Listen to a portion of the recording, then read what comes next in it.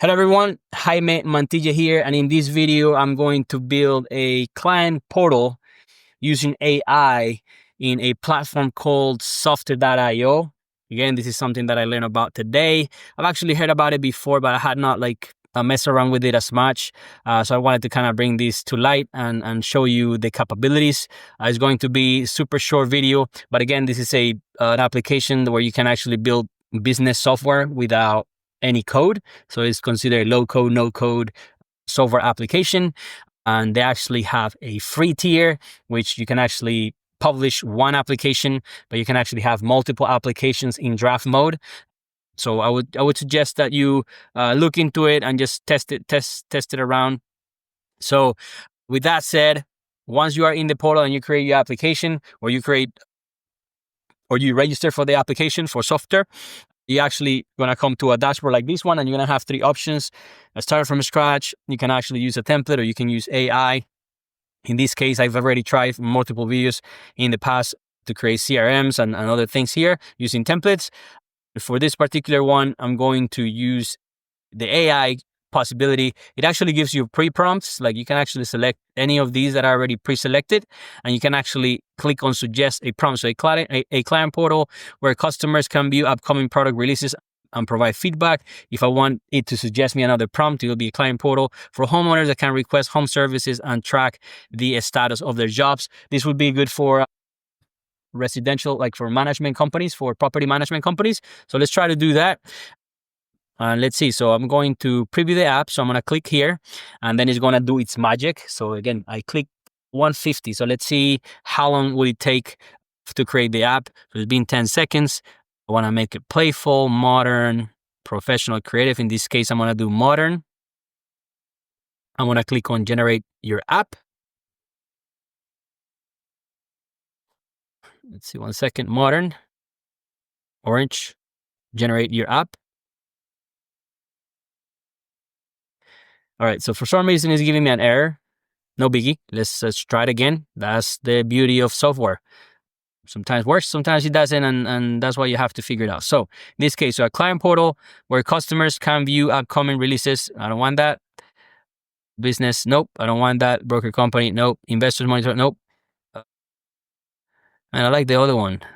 Small businesses, homeowners can request. Okay, so I want that one. I'm going to preview. To do modern. Maybe modern is the one that is messing up, or is just something that I needed to refresh. All right, so it's building the app right now. As you can see, it's been, I don't know, seconds, less than 30 seconds. It's just taking long because of the technical issues here and me trying to explain, walking you through the application itself. But as you can see, in a matter of seconds, you will see that the application will be created, and you would be able to play with it, poke around to see if that's something that you like. So preparing modern team, writing apps copy. So you see that. All right. So right now we have the actual application. Okay. This is what it will look like. This is how it would behave. You actually have the panel here to change, the theme, to change the database, to change the font, to add users, etc., etc. But we're not going to do any of that. We're just going to click on preview.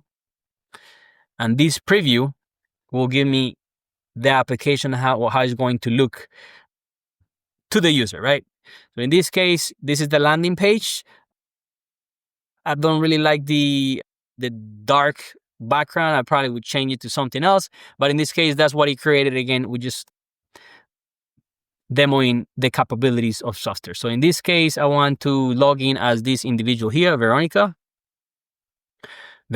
Mills. Just going to refresh. I'm going to try it again. And it's not, okay. Veronica Mills client. Let's do this guy. All right. So now I am logged in as Ahmed. It is saying, hi, Ahmed, request, track, and manage your service for all the convenient places. You can actually hear the homeowner. So you can actually add the homeowner, add the information here, the address of the property, all that good stuff. But let's say in this case, I'm just going to click on an existing one. Let's see what information it provides for that specific client or property owner. So you have the information. Great. I don't know if it's going to allow me to edit because this is demo. Okay, no worries.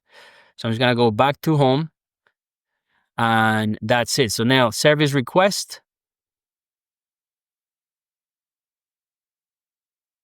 is going to show me the list of the service requests. So in this case, plumbing, fixed leaking, sink in progress. You can actually see what's in progress, what's not. Edit, I'm not going to click it just because we know that it's not working. So you can actually see the service request. Then you can actually see the service providers. In this case, who is going to do the job for us. You can actually add a new service provider here, the company contact information. Let's go back to these are my vendors per se. Those are the ones that I'm going to send in order for me to fix my homeowner's issues. I'm going to go back to service requests and I'm going to show you what a service request pop-up looks like. And this is how they add it in the system. And then we have another tab here for job status updates. Okay. So in this case, this plumbing arrival on site is started. This is the status. As a user, you will be able to click edit and modify the request. And then you have this big old button for service request, which is going to give me the same pop-up as this one here. Okay. So again, sky's the limit. Try new things. Try this template.